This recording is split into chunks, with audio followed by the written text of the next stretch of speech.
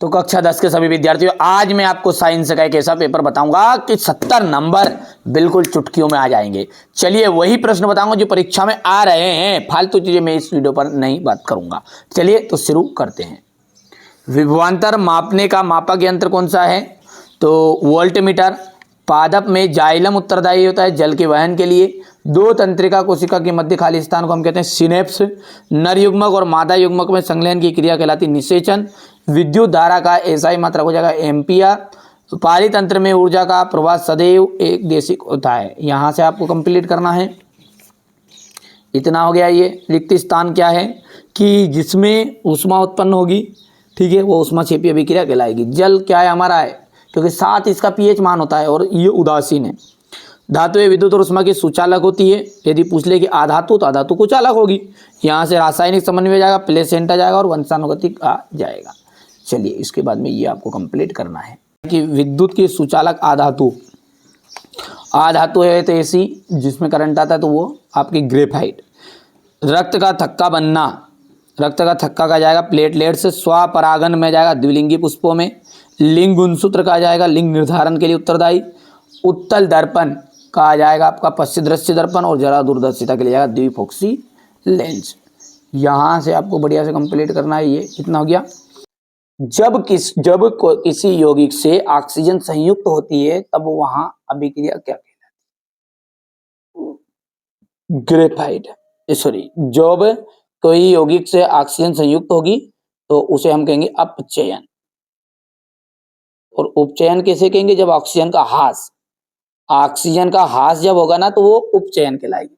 पारे की मिश्र धातु क्या कहलाती है? पारे की मिश्र धातु कहलाएगी अमलगम।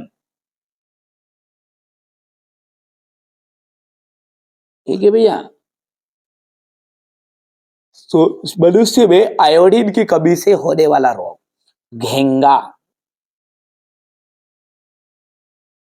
पराग कोश से पराग कणों का वर्तिकाग्र तक पहुंचने की जो घटना है उसे हम परागन कहते हैं। परागन, ठीक है। लेंस की क्षमता के लिए सूत्र तथा मात्रक भी लिखिए। लेंस की जो क्षमता का फॉर्मूला है वो है P = 1/f मीटर में। अंतरिक्ष यात्रियों को आकाश कैसा दिखाई देता है? उन्हें काला दिखाई देता मेरे भाई। हो गया। चलिए अब क्वेश्चन नंबर ये 4 है, इंग्लिश मीडियम वाले बच्चों का है। ये देखिए यहां से हो गया। स्क्रीनशॉट ले लो तुरंत, ठीक है भैया। अब है सत्य असत्य। मनुष्य में दोहरा परिसंचरण होता है कि आप बिल्कुल सत्य बात है। दूरदृष्टि दोष को दूर करने के लिए उत्तल लेंस का उपयोग करते हैं। सत्य है। अमोनिया क्लोराइड को जल में घोलने पर विलयन ठंडा हो जाता है, ऊष्माक्षेपी अभिक्रिया है। ये आपका असत्य रहेगा।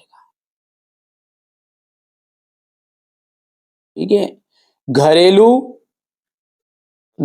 परिपथ में प्रत्यावर्ती धारा प्रवाहित जो धारा है वो प्रत्यावर्ती धारा होती नहीं, वो होती है दिष्ट धारा। उसे अपन डीसी करंट कहते हैं। तो ये आपका चौथा जो है ये आपका असत्य रहेगा। लिटमस एक प्राकृतिक सूचक अम्ल क्षार है। तो ये आपका लिटमस जो है ना वो क्या है आपका सत्य बात है। और यहाँ पर उष्मीय अपघटन की अभिक्रिया बिल्कुल राइट बात है। ये ऊष्माक्षेपीय अभिक्रिया का ही उदाहरण है। हो गया भैया। ऊष्मा शोषिका आया समझ में नहीं आया इतनी चीजें। चलिए अब आगे बढ़ते हैं। ये हमारे इंग्लिश मीडियम वाले बच्चे लेंगे बढ़िया से स्क्रीनशॉट इसका। अब क्वेश्चन नंबर जो आपका 6 है, यहां से आपके 2-2 नंबर के क्वेश्चन शुरू होंगे और ये क्वेश्चन का सॉल्यूशन मैं आपको अगले वीडियो में दूंगा, क्योंकि कल तक बच्चे कोचिंग में है ना। देखिए ये कोचिंग है अपनी, इसका रिजल्ट देख लीजिएगा, गए साल का रिजल्ट है। आप यदि चाहते हो कि ऐसे ही आपको नंबर आए तो जो बता रहा हूं ना उसको आप कंप्लीट करो। ABCDEF 6 पेपर आपको दे रहा हूं। मेरी इच्छा ये है कि अब की बार 90 के पार, ठीक है। तो अब की बार मोदी योदी नहीं, अब की बार 90 के पार करना है अपने को, है ना भैया। अपन क्योंकि 10th में है, अपने को 10th से मतलब है। यहां से देखिए, ठीक है, ये देखिए, है ना, ये 80%, 90%, कभी आप 80% चाहते हो तो 4 पेपर करना है, और यदि आप 90 से ऊपर जाते हो, 96, 97, 98, तो आपको 6 पेपर करने पड़ेंगे। बट भले आप अलग से पढ़ो, इंपोर्टेंट पढ़ के समझ लो, मैं कह रहा हूं जो कर लो बस, ठीक है। पर यहां से देखिएगा, बढ़िया से इसका सॉल्यूशन आपको मैं कल कोचिंग में जो उनको भी कवर करवा रहा हूँ, जो उनको पढ़ बता रहा हूँ वही आपको, ठीक है। तो वो जैसे कवर कर लेंगे, मैं आपको उसका पीडीएफ आपको प्रोवाइड करा दूंगा, है ना। ध्वनिक सोनोरस किन्हें कहते हैं, उदाहरण दीजिएगा। आयनिक यौगिकों के गलनांक उच्च क्यों होते हैं? निम्नलिखित की संरचनाएं चित्रित कीजिए। एथेनोइक अम्ल, ब्रोमोपेंटेन। हाइड्रोकार्बन क्या है, उदाहरण देकर समझाइए। पाचक एंजाइमों के कार्य लिखना है। हमारे शरीर में वसा का पाचन कैसे होता है और यहाँ प्रक्रम कहाँ होता है। चलिए आगे बढ़ते हैं और क्वेश्चन नंबर 10 को देखते हैं। आलैंगिक जनन किसे कहते हैं? कुछ पौधों को उगाने के लिए कायिक प्रवर्धन का उपयोग किया जाता है, क्यों? आनुवांशिक विभिन्नता है किसे कहते हैं? मेंडल का पृथक्करण का नियम आपको बताना है, ठीक है। 2 मीटर फोकस दूरी वाले अवतल लेंस की क्षमता ज्ञात कीजिए। हीरे का अपवर्तनांक 2.42 है, इस कथन से का क्या अभिप्राय है? अवतल दर्पण की मुख्य फोकस की परिभाषा आपको बतानी है।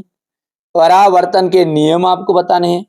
चालक के प्रतिरोध को प्रभावित करने वाले 2 कारकों के नाम बताइए, ठीक है। ओम के नियम को समझाइए, हो गया। इसके बाद में है यहां से फ्लेमिंग के वाम हस्त के नियम को लिखना है। फ्यूज तार क्या है, इसका उपयोग क्यों किया जाता है? अपवर्तनांक से आप क्या समझते हैं? गोली दर्पण की वक्रता त्रिज्या को परिभाषित करना है। पारिस्थितिकी क्या है, पारिस्थितिक तंत्र के प्रमुख घटक कौन कौन से हैं? आहार जाल या आहार श्रृंखला में अंतर बताइए। रासायनिक समीकरण से आप क्या समझते हैं, किसी संतुलित रासायनिक समीकरण का उदाहरण दीजिए। वियोजन अभिक्रिया को संयोजन अभिक्रिया के विपरीत क्यों कहा जाता है? समीकरण देना है। प्रत्यावर्ती चाप का आपको नामांकित चित्र बनाना है, ठीक है। चलिए और आगे बढ़ते हैं। तो अगला जो है ये है आपका 3 पादप हार्मोन्स के नाम और कार्य।